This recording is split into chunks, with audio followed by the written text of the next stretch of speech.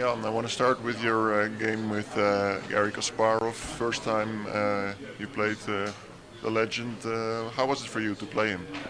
Well, I was very glad that I have an opportunity to face Garry at abroad because I believe I played several games on the internet against him. But I mean, it was an anonymous account, but everyone knew that it was Garry.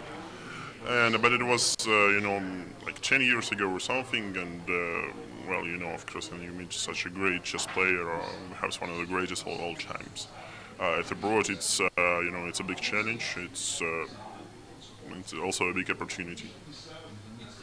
And he went in for one of the topical ideas, early H4 against your system. I think you agree with others that he has come to St. Louis well prepared. Well, he clearly has something for every game, but I mean, this is this was really expected because I think he really he's willing to play good here and to score good, to score some games. But I know particularly this game, I mean, it was a little bit lucky opening for me because I have prepared all this stuff for white as well. But I mean, some few years ago, but it didn't came as a surprise, and I even played a game, I think Blitz against Nepomniachtchi with white in this system. And after A5, B2, B3, you had quite a long think. Was this the first moment you were out of your prep? Well, of course, I didn't remember any of my prep because I mean I had no idea that this line may occur. But I think I saw the right continuation, like the idea that A5 and A4. I mean, it's clever because White's key idea is to play B3, and if I have time to play A5 and A4, then okay, White little bit strange position because okay, it looks like two bishops, but both bishops are really passive, and I think it was the right way to play, just to play A5 and bishop E2 A4, and it looks very risky. No, I mean bishop E2 A5, castles A4. This looks very risky, but I stop any counterplay. And the key idea was to prevent him from playing rook A6 as well. And unfortunately, I was trying to do something in between, to prepare castles and also take some important squares from white.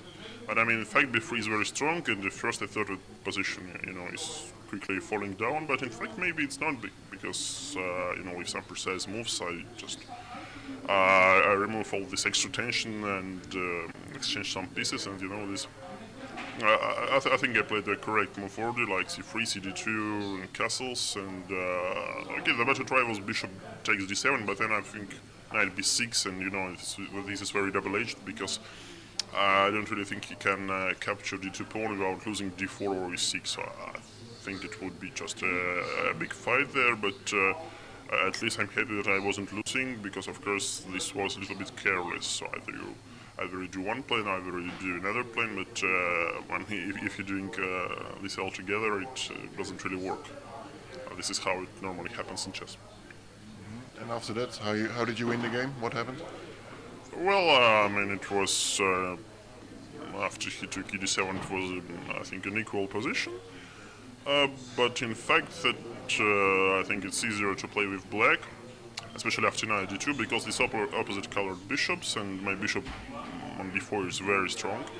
And the main thing that is bishop controls e1, so he cannot really fight for the e file. So that's why he needed to do all this, rook e2, and then h6 was another weak. I think it's not so it's not so pleasant for white anymore. Just it's white who should care about equalizing, and when he played g3, king g2 quickly, I thought that maybe his idea is to go for his bishop f7, and I just calculated. I was going to play something calm, but then okay, I saw this line and with rook e3 in the end, and I thought okay, let's check it out because anyway, if I just make some couple calm moves, so when he plays bishop e6, d5, and he can never be really worse, just a little bit because of his opponent down. But in fact, after e4, okay, his king is a little bit exposed, and that was That was, I think, the best try to play for a win. And clearly this rook h1 and bishop 7 was a blunder, but in fact, I think it's already not so good for white. So it's it's some not an not such an easy task. And afterward, we heard you exchanging lines in Russian. You talked about the game a bit in the back room. Yeah, a little, because he claimed, that bishop takes d7 was almost winning or something, but optically it could seem like this. Yeah, but so just discuss this key moment with b3, because of course it's bishop e7 and a5 was the pair of moves which gave him some extra opportunities. And how do you feel about your other games so far, the whole tournament so far? I'm not really, I'm not really satisfied, because yesterday I had, superior position. I mean, absolutely winning, +4 after move 12 against Navarra, and I managed to draw. Well, it really hurts. And also, I think I was winning against Linier right from the opening. I missed a nice tactics, but I felt like something should be. But I mean, and today also, I was pressing against Wishy, and nothing really serious. But I mean, 2 games out of 10 you can convert like this. And against Le Quang, I mean, I thought I was winning, but he defended well, and I don't really think that if I can get some extra benefits from the spawn on e7, because somehow he didn't bother anything, and well, maybe it's just very solid, and black can hold it.